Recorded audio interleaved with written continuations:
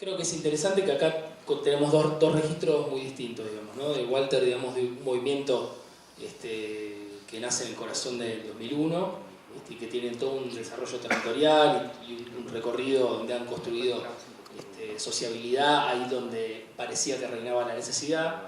Y al mismo tiempo, bueno, Miguel Benazayac, que es un investigador que tiene ahí una cantidad de libros. Nosotros tenemos uno de esos libros ahí a la venta, un libro sobre Che Guevara, pero en realidad, bueno, Miguel viene trabajando en la investigación epistemológica y bueno, tiene un largo recorrido también de militancia. Así que bueno, nos interesa poner en juego estas dos voces como dos registros posibles para pensar. Nosotros como movimiento social, Movimiento Barrios de Pie, iniciamos ya a principios de los 90 y mediados de los 90 una construcción territorial incipiente, pero formalmente nos constituimos después del 2001 como Movimiento Barrios de Pie. Antes participábamos o integrábamos lo que era la CTA de los barrios dentro de la CTA, pero como movimiento, organización, ya teníamos trabajos de inserción territorial en muchos de los barrios del conurbano y de la capital federal, con compañeros que realizaban GES, grupos de estudiantes solidarios, compañeros de la universidad, compañeros de secundarios. Esos fueron los primeros trabajos territoriales. Toda esa etapa de los 90, mediados de los 90, fue una etapa de mucha resistencia del campo popular, de los trabajadores con la CGT, con la CTA, los movimientos sociales en concreto, y esa expresión se vio muy plasmado en un montón de huelgas, de paros, de movilizaciones por parte de los sectores populares y los sectores sindicales. Ese fue un poco el protagonismo que tuvimos y sobre todo fuimos acumulando fuerza y experiencia hasta poder llegar a lo que fue después el 2001 como organización. En concreto nos organizábamos a través de las ollas populares, organizando grupos de apoyo escolar, distintas tareas comunitarias que nos permitían visibilizar un poco la necesidad y los reclamos que tenían los sectores populares. Pero en concreto dimos de ser una expresión netamente social, pasamos a ser parte de un sujeto político. En concreto fuimos los que volteamos al gobierno de la Rúa en conjunto con los movimientos sindicales y seguramente una parte del peronismo. En concreto, esa expresión que se dio a mediados de los 90 y finales de los 90 entre los sindicatos y los movimientos sociales, entendemos que fue fructuoso y fue importante para el campo popular, y en esta etapa entendemos que también vamos a jugar un rol los movimientos sociales, empujando seguramente para poder conservar nuestros derechos o nuestros reclamos que venimos impulsando. Vemos que en esta etapa podemos tener un protagonismo muy grande y que con otras organizaciones venimos impulsando la emergencia social, que nos permite en un punto vincularnos y relacionarnos con la iglesia, con legisladores, con diputados, con distintas organizaciones sindicales y sociales, ya saliendo de la emergencia, de la necesidad más concreta que es el hambre, sino tener un planteo bien político desde una organización social, porque en concreto toda la cuestión de los recursos o de los proyectos, de las cooperativas, los planes, todos los comedores que manejamos, en concreto es permanentemente una fuente de disputa con el gobierno. el gobierno permanentemente busca condicionar a los movimientos sociales su autonomía, su desarrollo, trabando o no trabando proyectos, quitándonos los alimentos, que en algún momento sucedió, lo mismo con las cooperativas y determinados recursos. Y nosotros entendemos que como nosotros nos paramos y nos posicionamos frente a ese recurso, nos va a permitir seguir construyendo la organización que tenemos, porque está demostrado que en un montón de oportunidades, cuando nos sacaron los recursos, los alimentos, los comedores, o inclusive las cooperativas, el movimiento siguió en pie, y seguramente con todo el tema de los aprietes y eso que sufrimos por parte del gobierno kirchnerista en su momento, y ahora más con Macri, ¿no? Y vimos que era necesario que nosotros, ni bien asumiera este gobierno a finales del año pasado, movilizarnos y tener un planteo. Y fuimos también una de las primeras organizaciones que movilizaron este año y dimos la pelea. En ese sentido, nosotros, el tono de la pelea o del discurso, del planteo que dimos, fue un tono, si bien denunciante, no muy fuerte, porque veíamos que este gobierno recién asumía. No teníamos ninguna expectativa con lo que iba a generar, pero sí decidimos nosotros estar movilizados, alerta, y buscar a través de las ollas populares expresar algo, simbolizar algo que simboliza las ollas populares, que es el hambre, la pobreza, y vimos que ese era el tono que había que darle, y que de esa forma había que buscar sensibilizar a los sectores medios, que hay una parte importante de los sectores medios que votaron al macrismo y que hoy están en disputa, que tranquilamente pueden estar de este lado, del lado del campo popular, y entendemos que de esta forma hay que ir librando esta batalla, que es una batalla muy fuerte desde los intereses que hay en juego. Este país es un país muy importante para el imperio, para las grandes economías. Es una sociedad muy movilizada, la sociedad argentina, donde permanentemente hay grandes movilizaciones, grandes demostraciones de fuerza del pueblo, y entendemos que en ese sentido el PRO, Cambiemos, Macri son inteligentes y que se fueron adaptando a esta realidad, a este quilombo que es la Argentina, y que hoy por hoy los tipos conducen o gobiernan, y lo que hay que buscar es no permitir que se consolide esta expresión de derecha, tratando de reagrupar a las fuerzas populares y progresistas, y intentar darle un golpe desde lo social, y seguramente en algún momento poder reagrupar a las fuerzas populares y de izquierda o progresistas en una expresión política que nos contenga. Pero sobre todo hay que buscar ganar mucho espacio en los sectores medios, que están permanentemente permeados por distintas líneas discursivas de los medios de comunicación y de los grupos de poder, y que inclusive hay importantes franjas de los sectores populares que también están, que votaron inclusive al macrismo, y que también con todas estas políticas de ajuste y de inflación y de devaluación están muy perjudicados, y vemos que hay condiciones para ganar muchas voluntades en ese sentido. Por eso nos interesaba ser parte de este panel. En el sentido amplio, ¿no? Dentro del cual yo milito, existo, bueno, me comprometo, qué sé yo, que sería lo que se llama el contrapoder, ¿verdad? O sea, las experiencias de contrapoder. Yo vivo hace mucho tiempo, ¿no? En Francia, y estoy entre Francia e Italia, un poco Bélgica, pero Francia e Italia. En Italia trabajo mucho con los sectores cooperativos y los sectores, bueno, un poco lo que se llaman centros sociales, etc. Y en Francia un poco sería de todos lados, o sea, por mi profesión y por militancia, tiene que ver con los sectores, por supuesto, de extranjeros, indocumentados, ese tipo de cosas, y también por tradición un poco con todo lo que es la marginalidad de la antipsiquiatría, bueno, para decir un poco.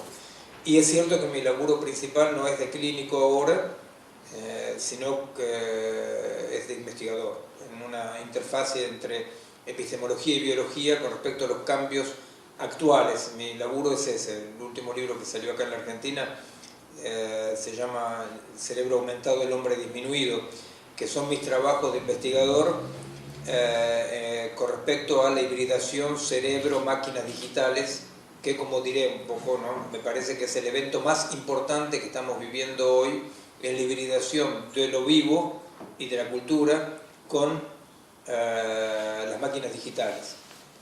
Entonces digo una cosa nada más antes de pasar a eso que sea subjetivo, objetivo. Yo creo que viviendo sobre todo en Francia, en Italia, trabajando 2 veces por mes, 3 veces por mes en Italia, ¿no?, nosotros tenemos ahí una especie de retorno de una barbarie abierta, un caos total, ¿no?, que es muy, muy alevoso, ¿verdad? O sea, Siria está a 2 pasos y Siria está en París a la vez, ¿verdad? O sea, por la llamada jungla de Calais, por ejemplo, ¿verdad? O sea, miles y miles de migrantes que estaban en una especie de campo de concentración, en realidad, ¿verdad? Bueno, entonces, y estos atentados, ¿no? Atentados hechos todos, los atentados de Francia, hechos todos por franceses. Pero claro, si uno es musulmán no es francés. O sea, a pesar de que tenga papeles franceses, etcétera, bueno, ese apartheid, ese racismo total, bueno, o sea, yo creo que viviendo en ese lugar del mundo hay una especie de experiencia del caos que avanza, ¿no? Total, ¿no? O sea, total. O sea, nadie puede decir en Siria, y esta es la justa, para decirlo así, ¿verdad? O sea, en Siria hay islamistas locos radicales de un lado, de Al-Qaeda, islamistas locos radicales del otro lado, está el Estado Islámico, ¿verdad? Entonces, bueno, ¿cuáles son los islamistas? ¿Cuáles son? O sea, en el Estado Islámico, los oficiales superiores del Estado Islámico son todos laicos que vienen del ejército iraquí, por ejemplo, ¿no? O sea, bueno, es una especie de despelote absoluto y es un caos realmente que... Hay 2 cosas con respecto a ese caos, ¿no?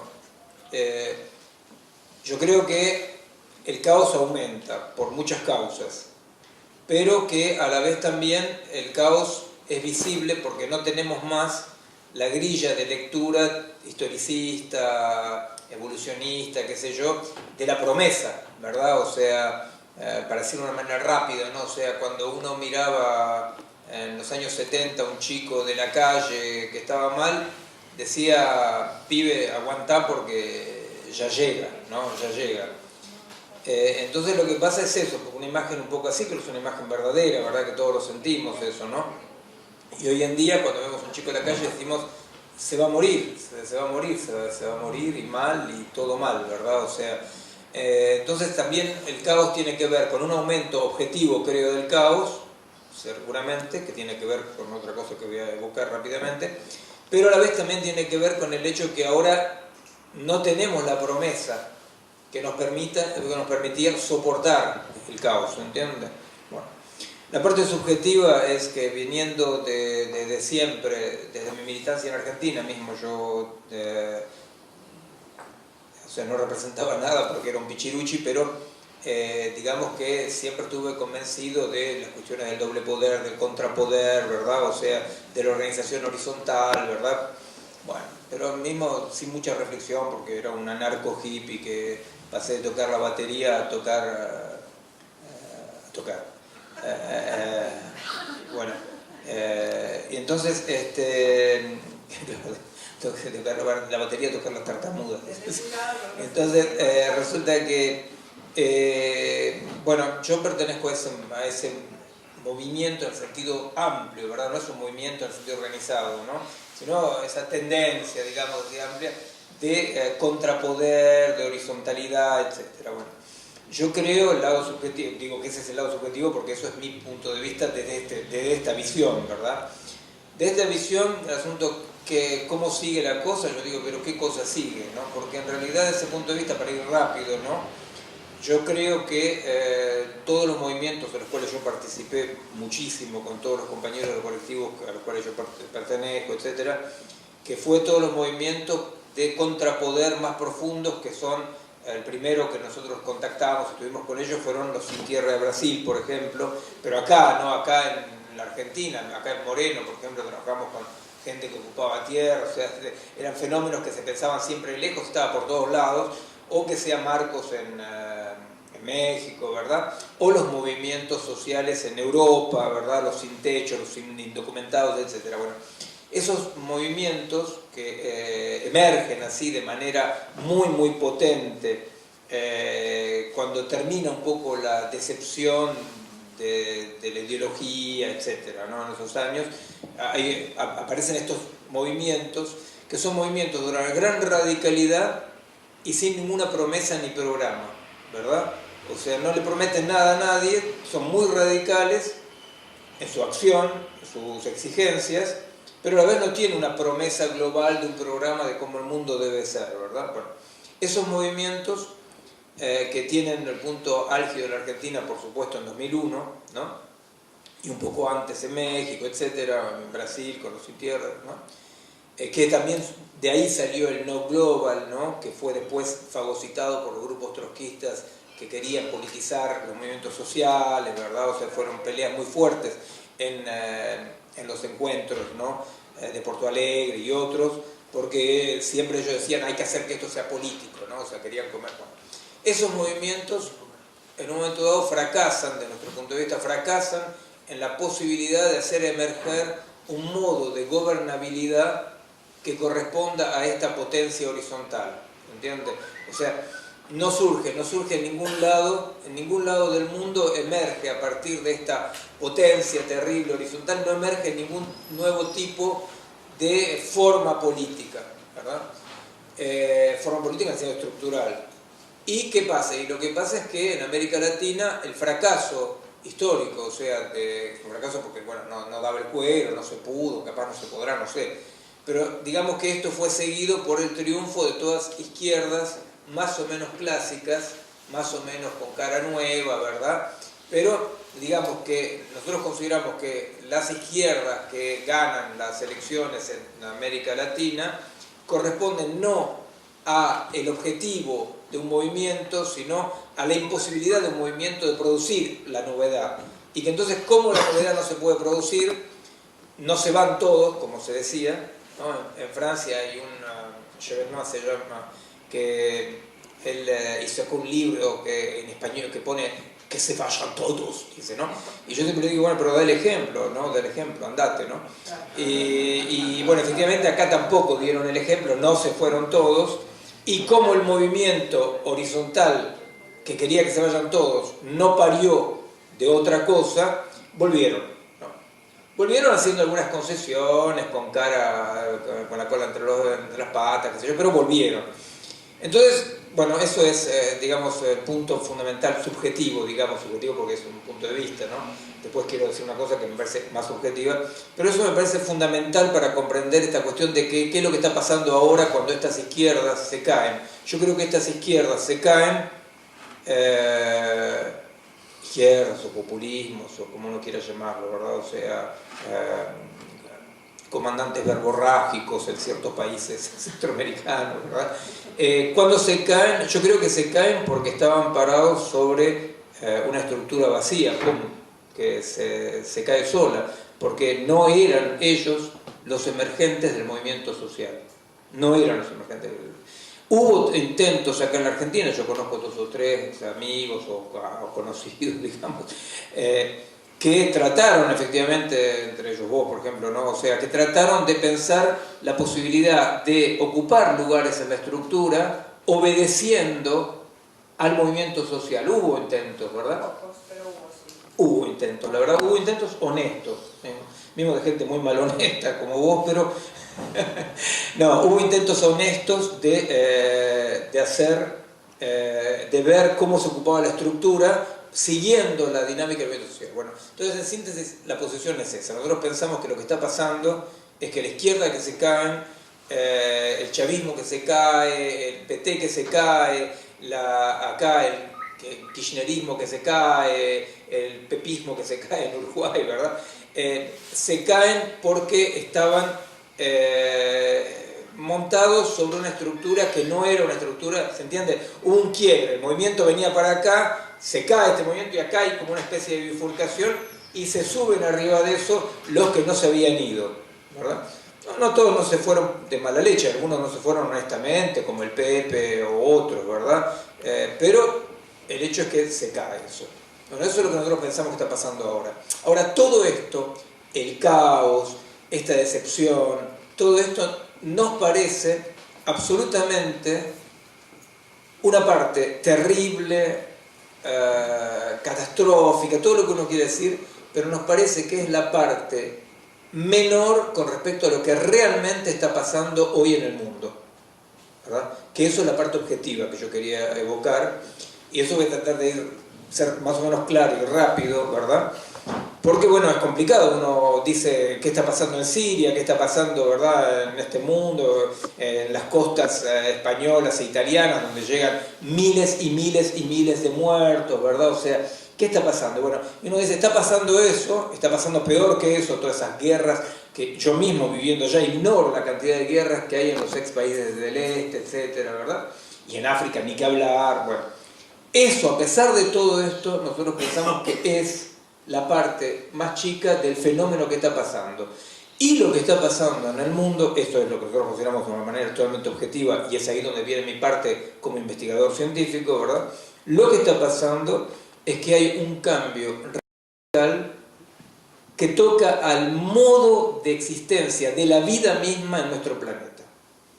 Hay algo que está pasando que tiene que ver con la hibridación entre los procesos de lo vivo, ¿verdad? Ecosistemas, plantas, pero también nosotros. Yo mi especialidad es cerebro, por ejemplo, y laburo viendo cómo ya la hibridación entre cerebros y máquinas ya existe sin que haya ningún tipo de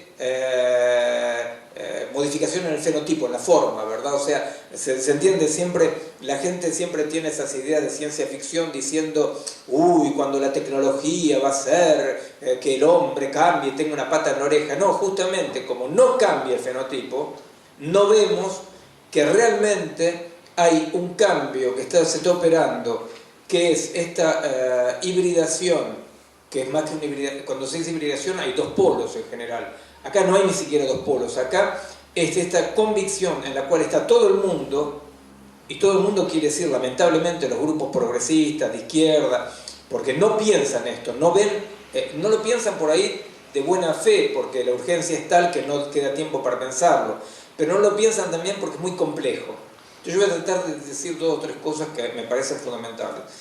Por empezar, efectivamente, el cambio en el ecosistema y el cambio que está operándose poco a poco, de manera absolutamente masiva, ¿no?, en el modo de pensar y en la posibilidad de pensar, en la comunicación, bueno, siempre, todo lo que está pasando desde un punto de vista tecnológico, para decirlo así, tecnocientífico, ¿verdad?, tiene como consecuencias una debilitación profunda, profundísima, de la potencia de actuar. Las modificaciones que están ocurriendo hoy, ¿no?, hacen que nosotros constatamos en nuestros estudios, pero todos los colegas están de acuerdo con eso, pero van a ver cuál es la diferencia, ¿no? Lo que está pasando con la hibridación. Nosotros hemos trabajado, primero yo empecé a trabajar con mi compañera Angelique sobre hibridaciones fenotípicas, o sea que tienen una parte anatómica. Trabajamos sobre el implante coclear, por ejemplo. Pero después nosotros trabajamos mucho más sobre la hibridación por promiscuidad con las máquinas, ¿verdad? ¿Qué pasa en el cerebro de los más jóvenes de 30 años, de 30 años para abajo hoy?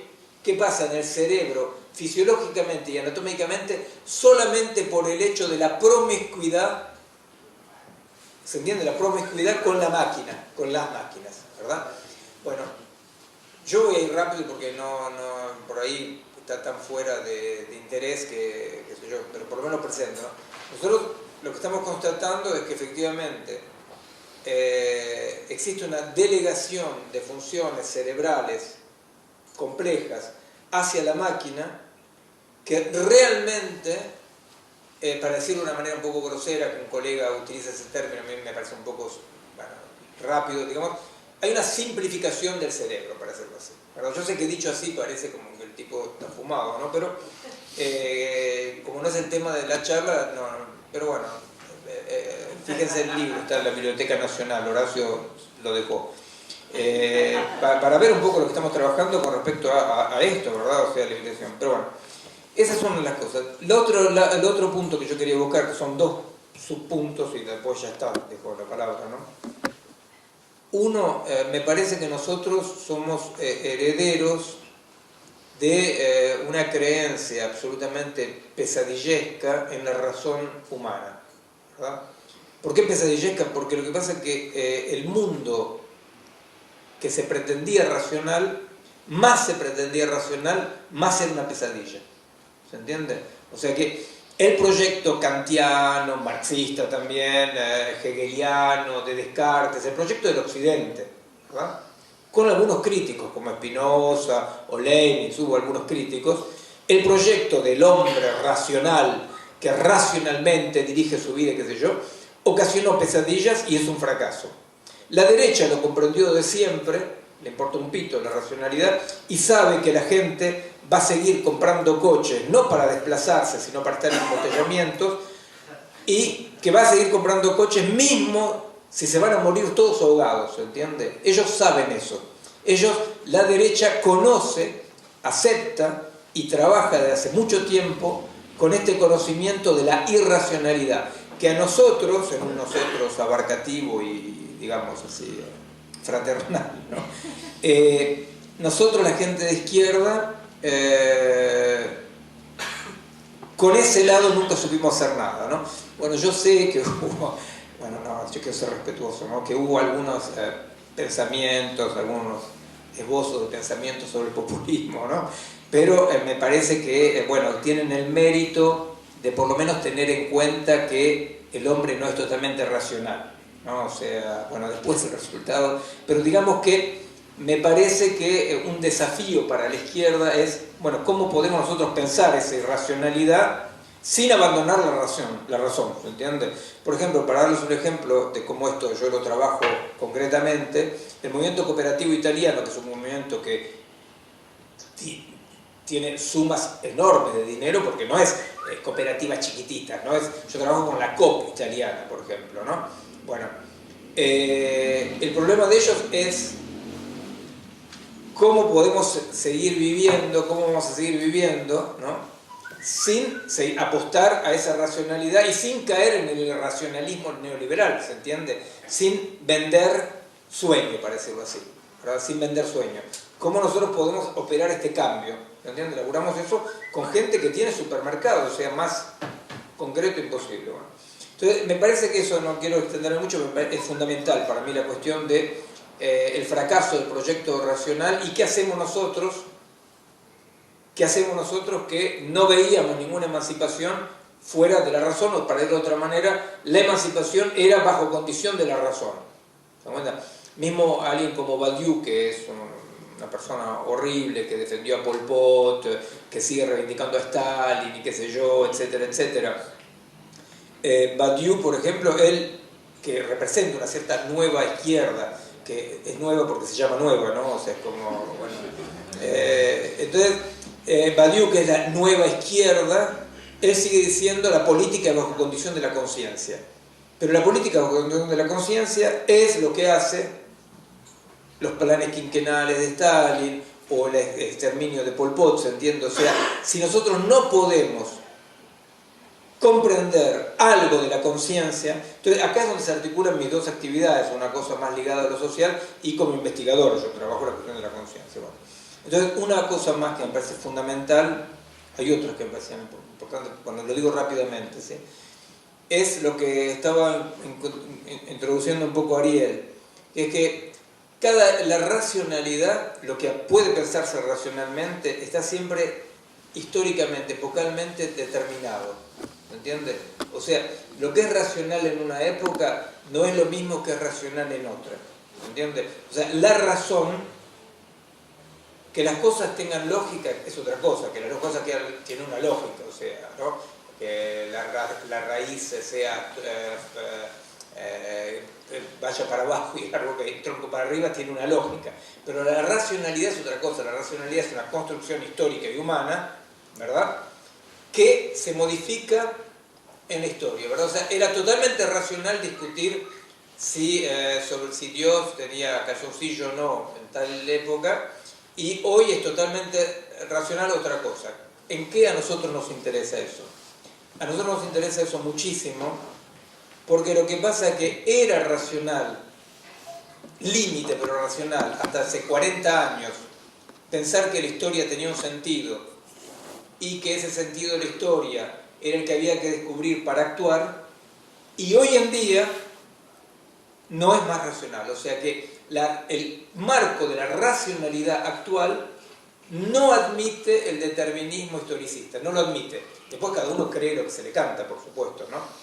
Pero no admite eso. Entonces eso trae un problema muy grave, porque hacer política era prever, ¿verdad? Prever varias jugadas de avance. Es decir, si yo hago esto va a pasar aquello y qué sé cuánto, ¿verdad? Y resulta que hoy en día, en el campo de la racionalidad, la posibilidad de prever no existe más, ¿verdad? O sea, es racional hoy en día. Dentro de 2 siglos será otra cosa, por supuesto, no es que hemos descubierto la verdadera racionalidad. La racionalidad evoluciona en un devenir histórico.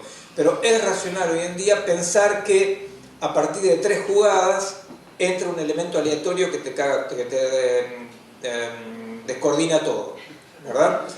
¿Se entiende? O sea que es racional eso. Entonces, ¿cómo se actúa? ¿Cómo yo actúo si, como decía Spinoza, que era un gran crítico racional de la racionalidad, él decía, miren, él había comprendido eso en 1600, lo cual es increíble, ¿no? Él dice, mire, un acto, yo no puedo prever lo que va a pasar con mi acto. Entonces dice, un acto bueno, yo lo llamo bueno porque la intencionalidad del acto es buena, mismo si ocasiona cosas malas. ¿Y qué es un acto malo? Y un acto malo es un acto que la intencionalidad del acto es mala, mismo si ocasiona cosas buenas. Spinoza, la ética. Entonces dice, puta, pero ¿y entonces cómo actúo? Bueno, esto, dice Spinoza, delimita mi acción a situaciones concretas. ¿Se entiende? Yo no puedo actuar con la historia, historia no va a hacer bolsa, ¿no? O sea, la historia me perdonará, o qué sé yo, la historia me comprenderá. La historia es un pito. ¿Por qué? Porque resulta que Galtieri y Thatcher hacen caer la dictadura argentina. Y muy malintencionado, ¿no? Muy malintencionado, pero hacen caer la dictadura argentina. ¿Se entiende? Entonces, el problema es ese, ¿se entiende? El problema es que nosotros hoy en día tenemos que asumir el asunto de que tenemos que encontrar una manera de actuar que no pretenda esa garantía de la historia o del futuro, sino que tenga una especie de inmanencia. En ese sentido, última cosa prometido es cómo efectivamente las categorías históricas, políticas, económicas se caen como fruto de la hibridación, ¿verdad? O sea, hoy en día el mundo está dirigido por algoritmos y máquinas que calculan millones y millones y millones de cálculos por segundo, ¿verdad? Y ustedes se imaginan que las orientaciones de la Bolsa de Comercio, del Fondo Monetario Internacional, de la Banca Europea, no tienen ninguna incidencia, ninguna coma humana, ¿verdad? Porque las grandes decisiones macroeconómicas las hacen los algoritmos, ¿verdad? Entonces, bueno, nosotros trabajamos justamente como investigadores, trabajamos tratando de comprender lo que el algoritmo no puede comprender. Bueno, digamos, es uno de los puntos fundamentales de nuestro trabajo. Pero lo que quería decir con respecto a esto es que sí, hace 40 años, cuando las primeras hipótesis de contrapoder horizontalistas emergían y decían el poder es impotente, ¿verdad? El poder no puede cambiar, o sea, el asunto que el poder es impotente, que no era una consecuencia totalmente, directamente, clásicamente anarquista, sino que se aceptaba que sociedades complejas tienen que tener lugares de gestión, pero que la gestión no es la política, que la política es la base. Nosotros mismos hemos escrito cosas que existen ahí, en el 88 fueron las primeras declaraciones que lo hicimos conjunto con los brasileños y qué sé yo, donde hacíamos diferencia entre gestión y política. Decíamos, hace falta experiencia de gestión, que es lo que ustedes y otros compañeros trataron de hacer, experiencia de gestión que acompañen la política está a la base. Bueno, hace 30 años, pero hoy en día, con la digitalización de la macroeconomía, efectivamente el poder es el lugar de la impotencia absoluta, ¿verdad? O sea, el margen de acción de cualquier tipo que suba un poco más arriba que acá, ¿verdad? Es archi mínimo. Sí sigue pensando el cambio en términos piramidales. Si piensa el cambio en términos de acompañar a la base, bueno, eso es otra cosa, por supuesto. Bueno. Entonces, esto hace que, de repente, cuando se piensa en términos políticos, como no hay diferencia, la diferencia de tono, la diferencia es en lo que, bueno, el adorno, digamos, ¿verdad? O sea, qué sé yo, pero en la base, uno hace en el programa con cara de perro triste y los otros en el programa contentísimos. Pero el programa te lo hacen todo, ¿verdad?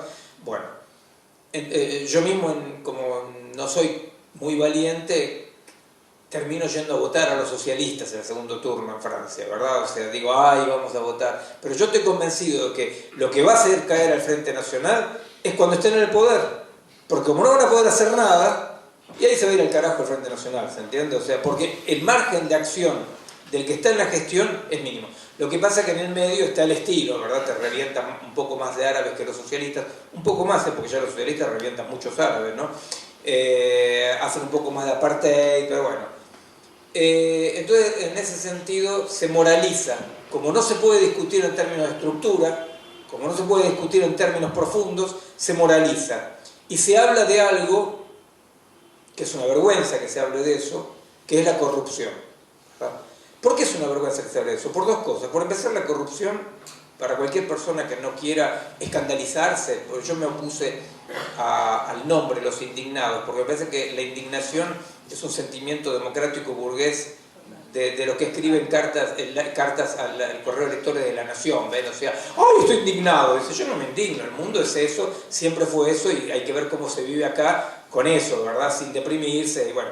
Entonces la indignación. Entonces yo pienso que no hay nada que indignarse porque la corrupción es absolutamente estructural y absolutamente intrínseca a los Estados-naciones creados artificialmente. En América Latina se disimula un poco, en África es indisimulable. ¿Por qué? Porque te rompieron las tribus y entonces, claro, el manejo de poder se hace con circulación de poder, ¿se entiende? Entonces lo que se llama corrupción es, encima de súper hijo de puta, porque es neocolonialismo, ¿se entiende? Porque se dice, estos gronchos son corruptos. Y es mentira, porque justamente la circulación de corrupción es una manera horrible de tratar de restaurar una circulación más territorializada, para decirlo así, ¿verdad?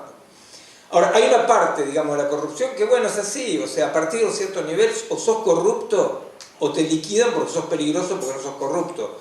Yo conozco a algunos diputados, yo digo, bueno, parece que hasta cierto nivel uno puede ser celoso.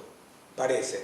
Pero más allá de ese nivel, o sos corrupto o sos peligroso, ¿verdad? Entonces nosotros tenemos que aceptar un pensamiento que no es ni cínico ni pesimista, es decir, lo propio de la estructura, de la macroestructura política en relación con la macroeconomía,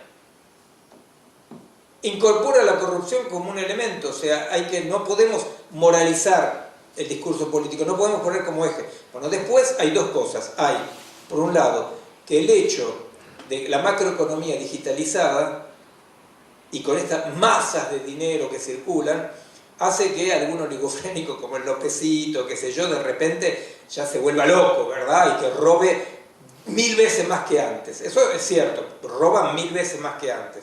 pero roban 1000 veces más que antes porque también el capital financiero, el capital desterritorializado, el capital que no tiene nada que ver con la producción, son cifras enormes, que son los famosos globos neoliberales, que cuando se pincha todo se va al carajo porque abajo no había nada, ¿se entiende? Entonces yo pienso que efectivamente este es otro desafío de pensar por dónde se sigue, cómo se sigue, que es de, bueno, en vez de moralizar la política, aceptar un cierto nivel de pantano asqueroso, que es esos lugares de macropoder, ligados, etc., y darse cuenta, un poco a la Shakespeare, ¿no? O sea, la historia siempre fue ruido y furor, ¿no? Contada por un idiota y que no tiene ningún sentido, ¿verdad? O sea, darse cuenta de este no sentido a cierto nivel, ¿verdad? Y que si hay sentido posible, si hay emancipaciones posibles, son en otro lugar. Y última palabra, si no hay teleología, ¿qué hay? Si no hay teleología, ¿qué hay? Y si no hay teleología, hay un cierto pensamiento de la circularidad de la historia, ¿me entiendes? Y esto quiere decir que una época horrible es lo que sigue una época buena, y una época buena es lo que sigue una época horrible, y que no hay fracaso. Nadie puede decir hemos hecho todo esto para esto, porque lo que hicimos lo hicimos para, por y en situaciones concretas. Entonces no hay balance de una situación a la otra, no hay balance posible dentro de la racionalidad, ¿verdad? No podemos hacer balance, no podemos decir hemos hecho esto y estamos en la mierda, no. Empezó otra época y hay que volver a apostar y hay que volver a comprender la época, y esto sí tiene como corolario institucionalmente algo inevitable, que nosotros debemos comprender las instituciones y los grupos dentro de un nivel orgánico de lo efímero. Lo efímero.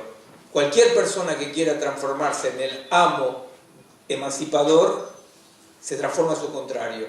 Hay un lado efímero, inevitable, y en cada situación hay que volver a apostar. Y yo creo que el pesimismo de muchos compañeros, la tristeza profunda de muchos compañeros, parte de un equívoco de comprensión de esta circularidad. Acá no hemos perdido nadie al pedo. Acá no hemos luchado para nada al pedo. Ahora va mal. Es el momento donde va mal.